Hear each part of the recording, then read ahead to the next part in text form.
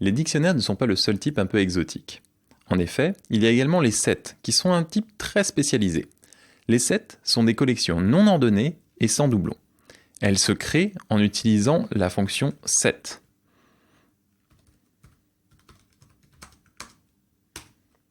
Si je fais type sur la variable ensemble, vous voyez qu'il est de type set. On peut rajouter des éléments dans un set en utilisant la méthode add.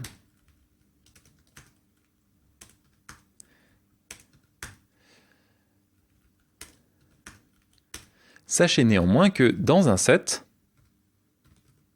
il ne peut pas y avoir de doublons. Vous voyez ici, 1, 2, 3 et 4 sont présents.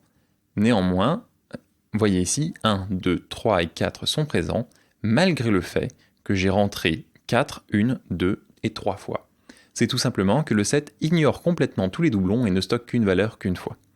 Pour cette raison, le set ne peut malheureusement prendre que des valeurs non mutables. Ainsi, il acceptera sans problème les tuples et les chaînes de caractères, mais il n'acceptera pas les listes.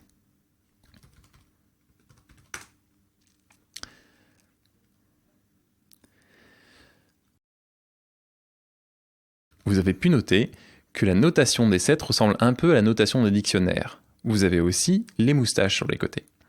Néanmoins, il n'y a pas la notion de clé et de valeur dans les sets. Nous avons uniquement des valeurs.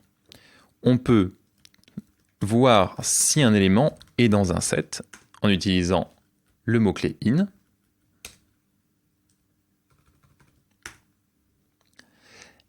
La première particularité des sets était de ne pas avoir de doublons. La deuxième particularité des sets est que cette opération de vérifier si quelque chose est dedans est très très rapide. Si vous utilisez in sur une liste, in prendra un temps de réponse proportionnel à la longueur de la liste. Il faudra en effet que Python parcourt toute la liste pour t'assurer qu'il est dedans. A l'inverse, un set est fait pour qu'on puisse vérifier quasiment instantanément si un élément en fait partie. C'est donc un excellent outil pour vérifier si quelque chose parmi un ensemble sans doublon est présent dedans ou non.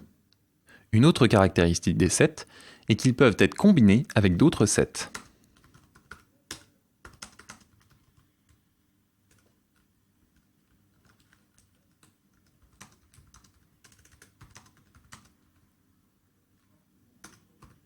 En effet, les sets sont particulièrement adaptés pour vérifier tout ce qui est théorie des ensembles, ou, pour dire plus simplement, les fameux cercles en forme de patate que votre enseignante utilisait durant l'école primaire. Pour pouvoir savoir si quelque chose est dans A et dans B, ou dans A ou dans B, ou à la fois dans ou ni dans A ni dans B, vous pouvez utiliser les unions, les différences et les intersections.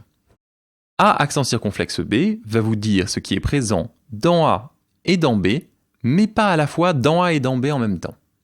L'esperluette va vous donner l'intersection entre A et B, c'est-à-dire ce qui se trouve à la fois dans A et à la fois dans B.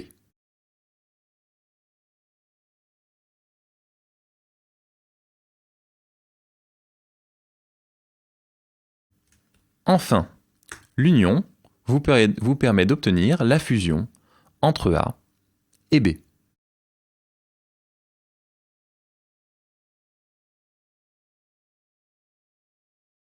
Toutes ces opérations retournent un nouveau set. Le set est quelque chose qui est beaucoup moins utilisé que les autres structures de données. Je vous en fais juste la démonstration afin que si vous le croisiez dans une base de code, vous ne soyez pas surpris, mais également afin que si vous vous trouviez face à la nécessité de retirer des doublons ou de vérifier qu'un ensemble de choses appartient à un autre groupe d'ensemble de choses, vous puissiez avoir l'outil le plus efficace pour pouvoir vous en sortir. Les sets sont mutables, mais ils ne sont pas indexables et ils ne sont pas sliceables. En revanche, les sets sont bien itérables.